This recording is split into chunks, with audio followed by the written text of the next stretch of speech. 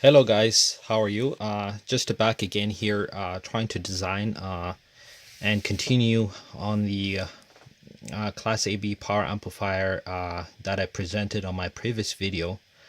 I wanted to design this video the input stage of that amplifier, but I've ordered two matched set of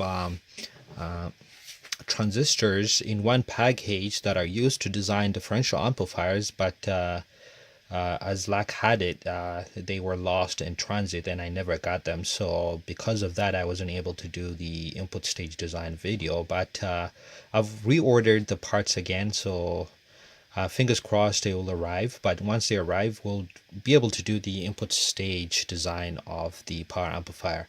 In the meantime, we can do the output stage design of the Class AB amplifier and basically analyze it first and size our output transistors correctly so that they are able to handle the power dissipation of basically they're able to handle the power dissipation. In the previous video, I gave you an approximate formula, the power dissipation that estimated in the output transistors as 2 VCC squared divided by pi squared RL, basically VCC being your plus or minus supply voltage into your amplifier, and RL being your load resistance. This equation is actually used to estimate the power dissipation in Class AB amplifier, not Class AB. Actually in Class B, not Class AB.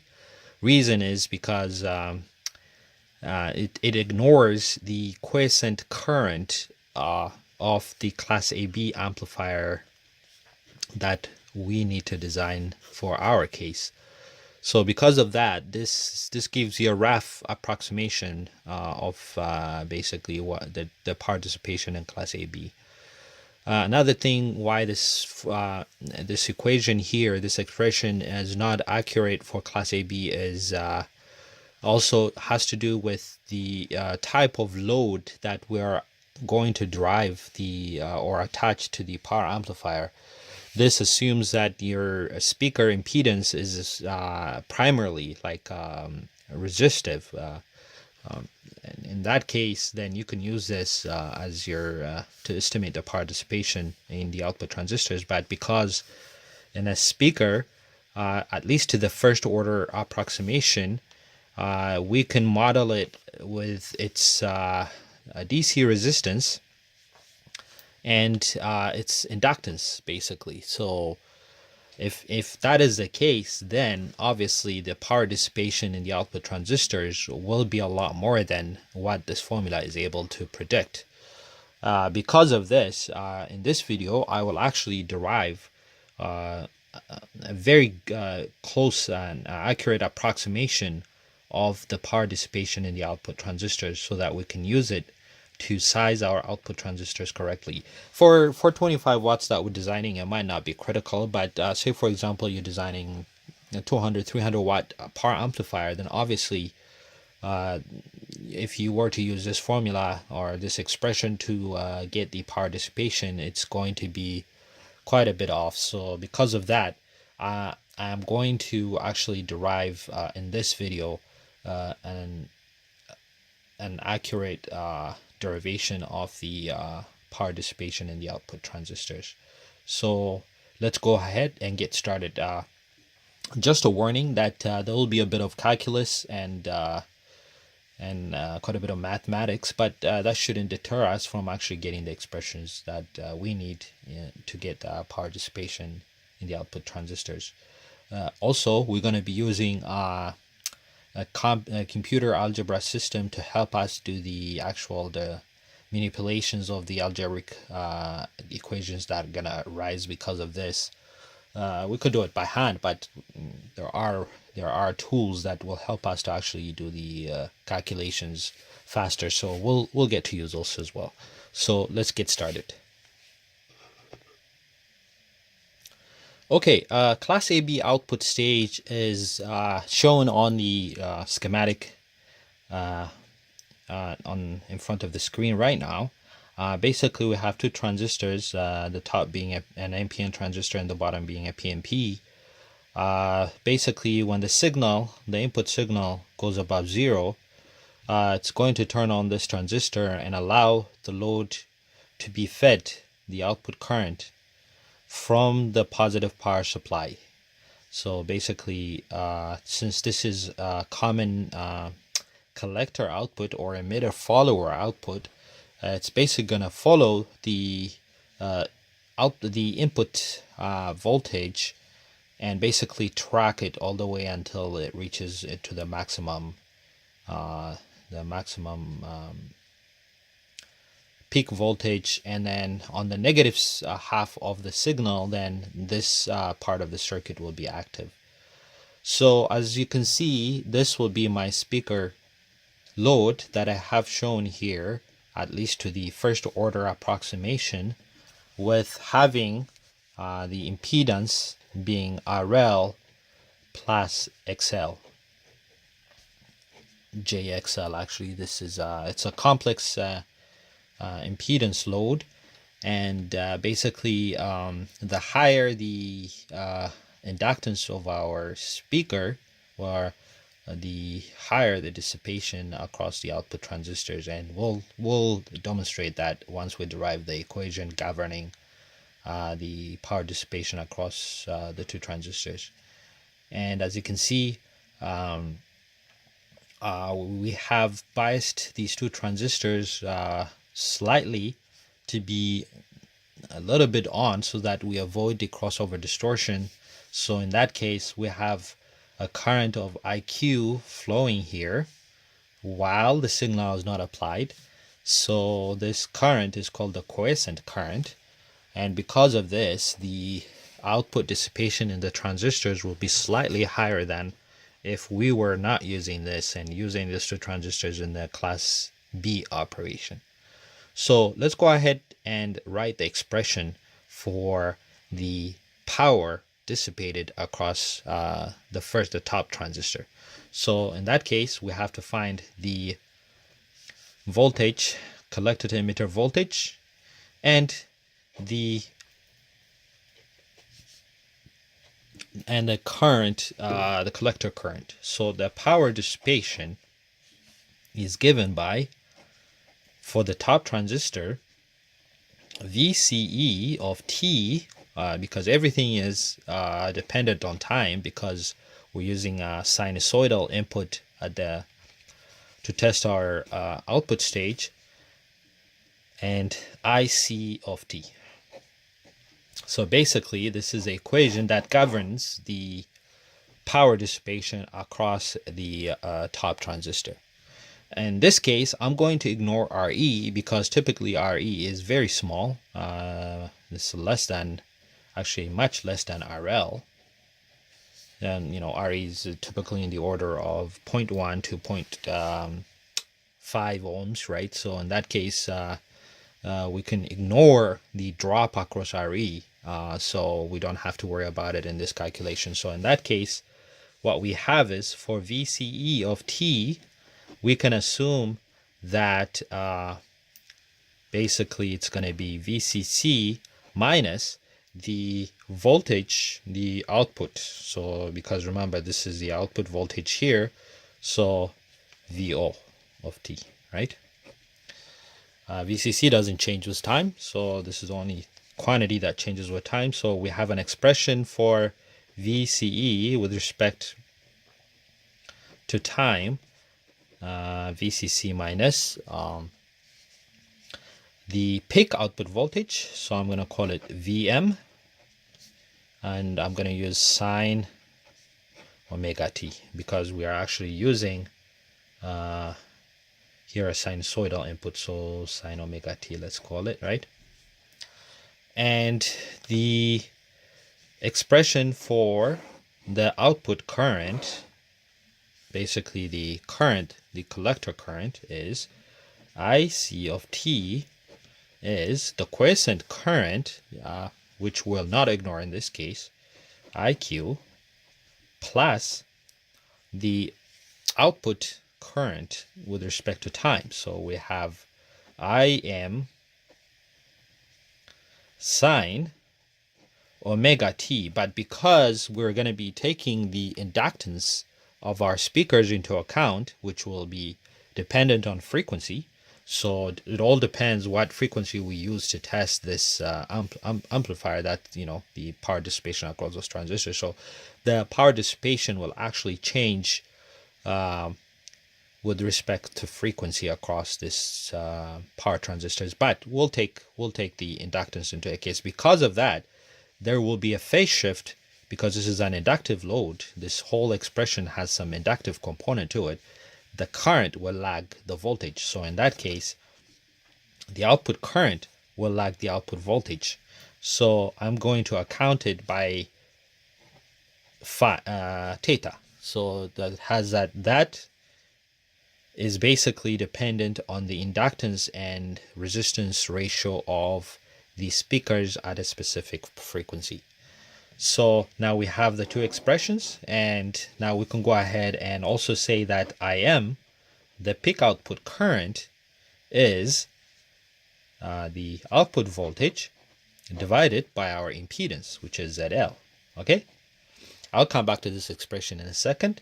And the phase angle, the phase shift of the output current with respect to input voltage, with the output voltage, is given by the formula theta equals tan inverse of the XL, the inductive reactance of our speaker at its particular frequency, divided by RL.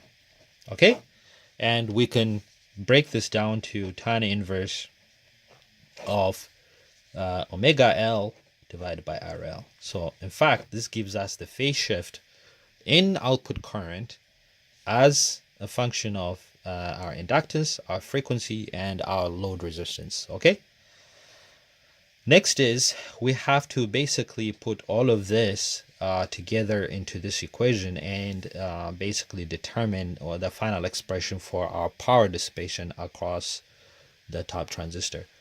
And this equation will reduce to, because now ZL is this expression, and since the peak current will be dependent on magnitude of ZL, so magnitude of ZL is actually the square root of RL plus XL, okay, squared. All right, so now we have an expression for basically this would be the output voltage. I said it right, so output voltage is basically Vm, right, because we're taking the peak current, right? So that comes out to be Vm divided by ZL. We derived it up there is RL squared plus XL squared. Okay, so now we have these important equations that we can use to solve for the power dissipation across the top output transistor. So at this instant, I'm going to use a computer algebra system called Maxima.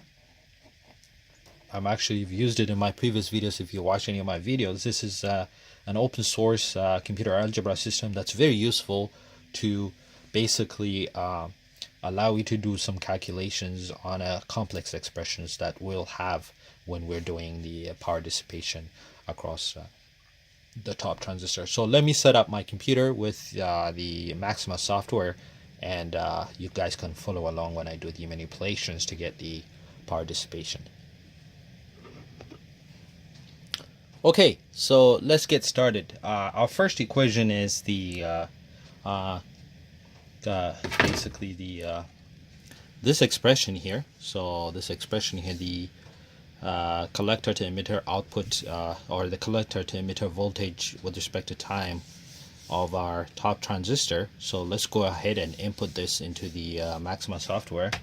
So we have for the expression VCE, we have an expression as VCC minus Vm multiplied by sine omega t. I could call it like that, but omega t is 2 times pi times t. Okay, so that's our expression. Sorry, I have actually forgot the frequency, right?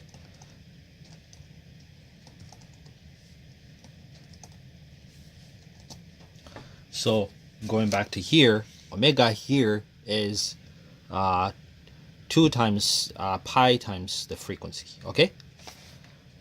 Next is we're going to input the equation for the collector current. So let's go ahead and put that.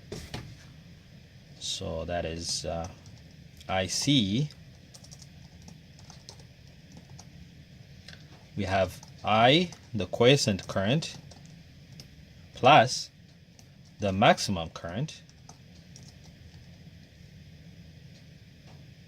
multiplied by sine 2 multiplied by pi multiplied by f. That's 2. That's omega t minus theta, right? Remember. So basically, enter that a minus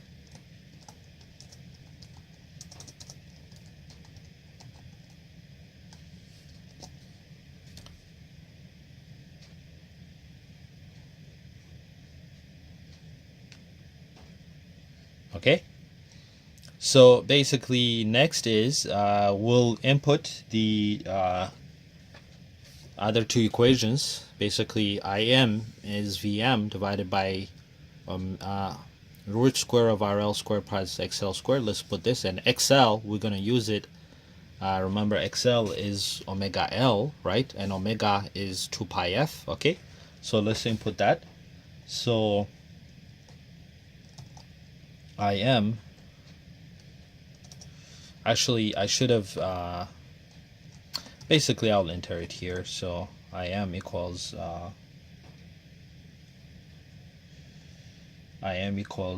V underscore M divided by square root of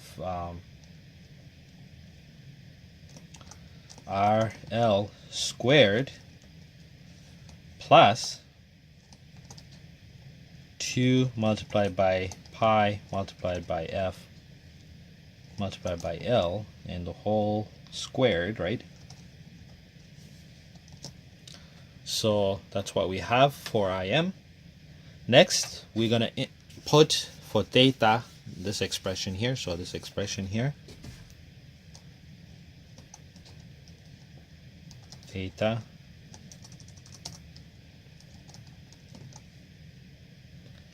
a tan. So that's how you the inverse tan. That's how you express it in the software. Basically 2 multiplied by pi multiplied by f multiplied by L divided by R underscore L. Okay, so basically that's this expression here. Now let's go ahead and put everything for the power. So now the power is this expression here, right? That's as a function of time, the power dissipation across the top transistor. So P dissipation is VCE multiplied by IC. Okay, so as you can see, it has put our expression here. So what I'll do is I will actually redefine Im here before this equation, so the software can substitute this expression of Im here and the theta, this expression here. So I'm gonna basically redefine it on top here so that they get substituted correctly. So just let's set that up in a moment. Okay, so basically we're back. So all I have redone so far is I just expressed the peak current in terms of the peak voltage and the impedance of our speaker, and basically defined our phase shift introduced into our current, output current, because of the inductance of the speakers. And I defined both of them, and I just wrote the collector to emitter voltage expression and the collector current across the top transistor. and I used the trig reduce function within the Maxima software to give me this expression. Now this is a time domain expression of the power dissipation across the top transistor. As you can see, it's quite a complicated expression, and that's why I'm using this computer algebra system to help me to do this calculation. So as you can see, it's quite complicated expression, but not to worry. We'll actually substitute some expressions to actually get meaningful answers for power dissipation. For the case of us, we actually know some of these parameters, so we'll be able to plug this in, and we should be able to get the power dissipation, the maximum power dissipation across the output transistors. So let's go ahead and basically what we'll do is we'll actually substitute some values that we can use to just test what the power dissipation of our output transistors at a particular frequency and a particular speaker inductance will give us. So let's go ahead and do that now. Now, if you have watched my previous video, I said that the power output of these power amplifier is going to be P equals 25 watts, we said. And in that video, we have calculated that the maximum peak output voltage that we're going to need is basically to get 25 watts is, we can do the calculation really quick here. If we actually use P equals R squared, P equals VCC squared, or V out, the output voltage squared, divided by this is the RMS value, divided by RL to give us. So we need, if we use this to calculate, if we put 25 here, we put 4 ohms here, right? We're actually going to ignore, to begin with, the inductance of our speakers. So if we do that, we actually will get that the peak output voltage that we need in order to get to 25 watts, this is VM, is actually 15 volts. Okay, you can actually do the calculation and check. And also we said RL is 4 ohms, right, from a previous video. So, and in order to test the equation we derived for power dissipation, I'm going to pick a frequency of 1 kilohertz. I'm going to apply that to the output stage, and basically so I can test the some of the expressions we derived. And also the quiescent current. The quiescent current will, typically you're not gonna have a large quiescent output current, because you only need to turn these transistors slightly on so that the crossover distortion is avoided.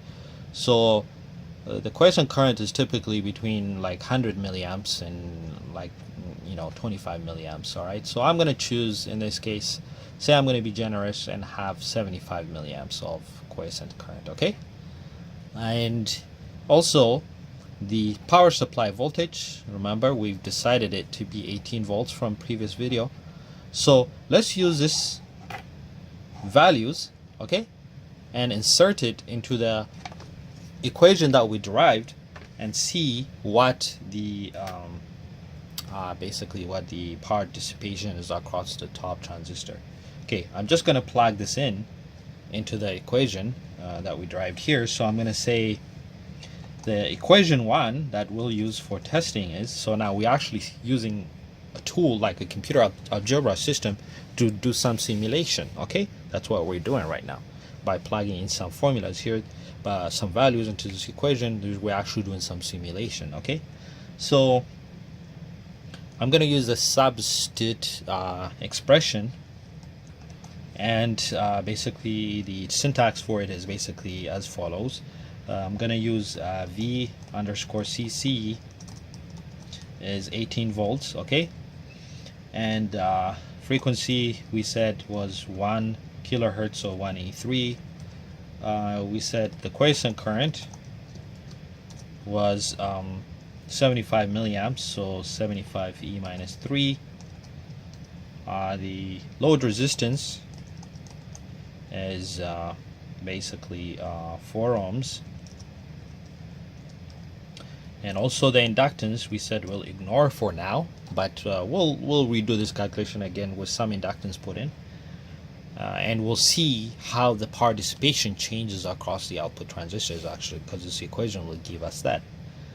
And basically the peak output voltage that will allow us to output 25 ohms is 15 volts. Okay, so we'll substitute that into basically this equation here, the PD equation, right? So PD. So if we do that, we're gonna get this manageable expression. As you can see, the power dissipation is a function of time, right? You can see, and it's interesting to see that it has double the quadruple the frequency component, because remember we're injecting 1 kilohertz. So it has a quadruple frequency component and a double frequency component. So there's 2 ways you can basically analyze from here. One way you can do is you can derive this with respect to time to give you the first maxima of that expression, because you can plot this and it has some maximum. It's a sinusoidal equation. So you can do the derivative of the power, this equation here basically, with respect to time, and equate it to 0 and solve it for the first time that the maximum occurs, right? You could do this. This is valid. Basically, this just involves basically differentiating this with respect to time and equating it to 0 and solving for the first maxima, of that expression, and that would give you the maximum power dissipation. But there's an easier way. What we'll do is we'll plot it against time, and we'll get a graph, and from that graph we'll be able to determine the maximum dissipation of the top output transistor. So in order to graph it, I'm just going to use the an equation 2 expression here. I'm going to use plot 2D command to plot this expression. So basically we're going to plot E1 with respect to time from 0 to, let's say, 2 pi. Okay, from 0 to 2 pi. Okay, and find out when the first maxima occurs, and that would be within the first period. That will give us the maximum output dissipation of the maximum dissipation across the top transistor. And you can see that I can't use 2 pi here because I'm not using angle as my argument here. I'm using time, so I'm just going to use 1 e to the minus 3, because the first period is, because we're using 1 kilohertz. If we take 1 kilohertz and basically 1 divided by 1 kilohertz, it's it's 1 millisecond. So basically I'll plot it from 0 to 1 millisecond and see what that expression looks like. So if we do that, so I just messed up my expression here, so let's fix that. This software is really nice. It actually tells me what it is expecting as the argument for this function. So if we do that, you can see this is what we get.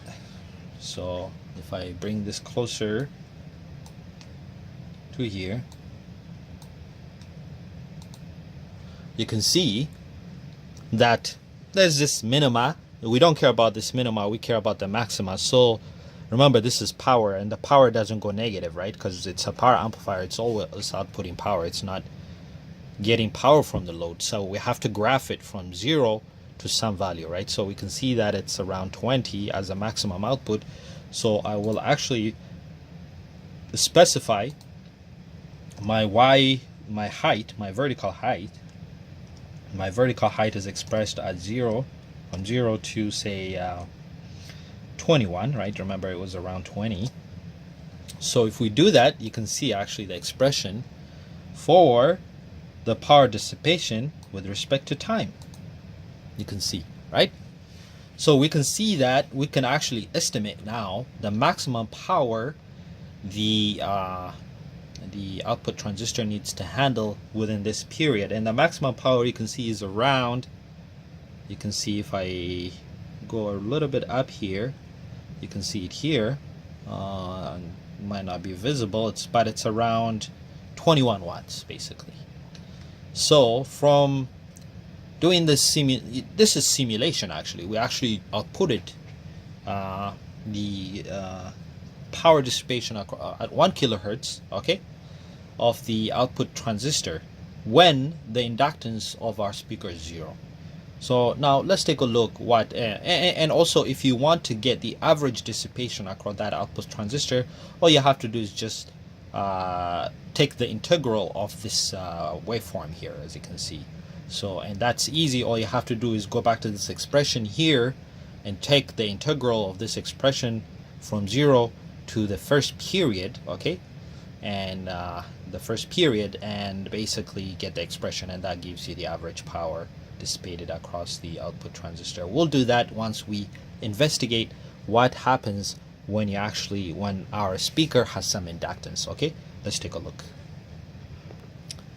Now you can see that if the inductance were to be introduced because of our speaker, you can see that the output power would be less, the output power, because the impedance is increasing, right, because of this term here. So naturally, you know that if the output power is getting reduced, then the output dissipation of this transistor, the power dissipation of this transistor must increase, and that makes sense because the current is lagging. Basically this peaks that we actually remember, we got some expression that looks like this for the power. So this peaks won't happen because the current is lagging the voltage. This peaks won't happen in this time, right? So what happens is basically there's more power dissipation because of the inductance of the speaker. So let's go ahead and choose a reasonable inductance value, say at F equals 1 kilohertz. Okay, let's say our speaker has an inductance of 50 microhenries. Okay, this is typically a very small speaker, but let's say it has 50 microhenries of inductance. So what happens? So the best part about this is just replug L here from 0 to 50 microhenries. So 50 minus 6, like that. So what happens to the output dissipation? The power transistor on the top, what happens to it? So we can actually get an expression. You can see that it's a messy expression, but not to worry because we're plotting it. So if we plot that, it's actually, you see, it says it's clipped, right? It's clipped. It's more than 20, actually. So now let's see if we can increase the Y output to, say, 30.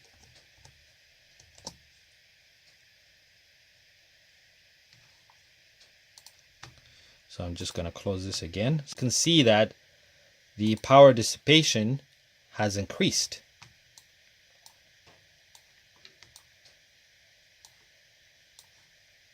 You can see the power dissipation has increased. It's now, used to be around 21, but now it has increased. It has increased to, say, if we go around here somewhere here, it's about 23. You can see that by introducing 50 microhenry of speaker impedance, we can see that the power dissipation is also dependent on the impedance of our speakers, which is strictly the inductance of the speakers. So basically, we can use this equation to investigate what happens to our output dissipation of those transistors.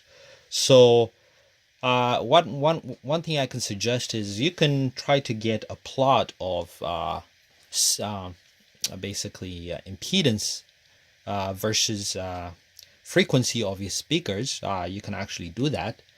And from there, you can select the worst case inductance that you get across the audio band, say from 20 to 20 kilohertz. And you're going to take that inductance and you can use this expression to get the maximum worst dissipation you can expect across your output transistors and size them accordingly. So in my next video, I will actually show you how to do that.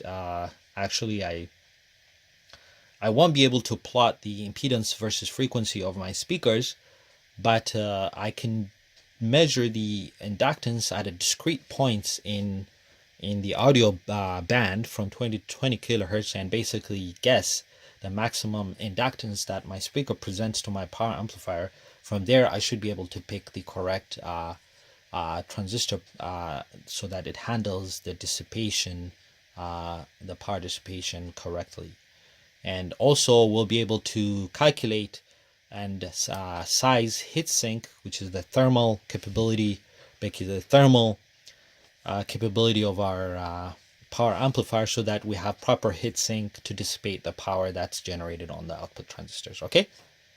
All right. Thank you very much for following along today, and I'll see you on my next video, where I will actually derive some expressions for actually how to design the thermal how we can handle the power dissipation, how we can dissipate it correctly using heat sinks. Okay, and I'll show you how to select heat sinks based on the maximum power dissipation that you are able to get. Okay, thank you very much. See you later. Bye. Hey guys, actually sorry for saying goodbye too early. I actually wanted to verify the results that we got on the derivations that we performed with actually Spice, how it actually whether it agrees with our solution that we got for the power dissipation of the top transistor. So let's go ahead and do a quick simulation of the output of the Class AB amplifier. As you can see, I've set the VB of 1.2 for the drop across these two VBAs, and just put in some emitter degeneration, and my load is 4 ohms, as you can see, and I don't have an inductive load here, and I will just do the same simulation I've done on my previous on the previous calculation. So let's go ahead and get the power dissipation across the top transistor by doing simulation in Spice.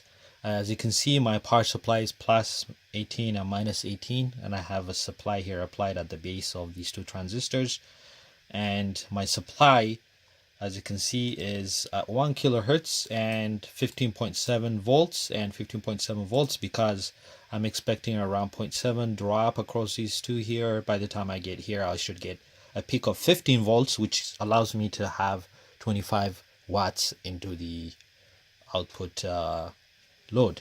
So let's go ahead and verify this. I'm using the transient command here. So I'm basically using LT Spice. Let's verify if we get the same peak power dissipation as the calculations we performed. And I'm using two models here for the 2AC 5200 and the 2SA 1943 bipolar junction transistors here. So if we run the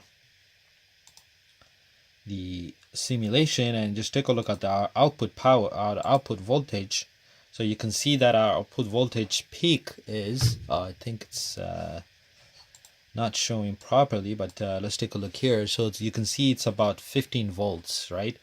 So what I'd like to do is I want to plot the power dissipation across this transistor. How can I do that? Well, I could take this minus this node and multiply by the collector current, and that should give me the power dissipation across this transistor. So let's do that. So we're going to run this simulation again. I'm going to say add traces. So what do we want? First of all, let's find out what this node is called. This node is called VN3. So let's delete that, and let's add a trace. And this expression, so I'm just going to bring it closer to here so you guys can see it. I'm going to say basically and let's find out what this node is. The top, this is VN1, that's the plus VCC node. So if we add traces, VN1 minus VN3, and then multiply it by the collector current of Q2. So Q2 is the top transistor. Sorry, that's the base current. I want that. I want the collector current. So IC of Q2. There you go. So you can see that that's the same kind of waveform we've got. So if we zoom in across the first cycle, you can see that it estimates it to about what we calculated. In our previous calculation, we estimated it to be about 21 watts, but this one is basically, let's take a look here. Let's get the top here. The top cursor tells me that it's about 19.6 watts. And that's very close to what we calculated, which was 21 watts. And remember, we didn't take, when we were doing our calculation, remember the expression for VC, we didn't take the drop across this resistor. Remember, right? That affects, we're gonna lose some power there, right? So the 21 watts we calculated for the resistive load is correct. So the expression we derived is correct. So we can use it for other. Now let's go ahead and introduce the 50 microhenry inductor, which models our inductance of our speakers at 1 kilohertz. So if I include that as 50 minus E6 here and redo the plotting again. So let's take a look. So basically the traces are Vn1 minus Vn3 multiplied by the collector of Q2, the current. You can see, right? It's exactly to what you got. So if we go zoom in the first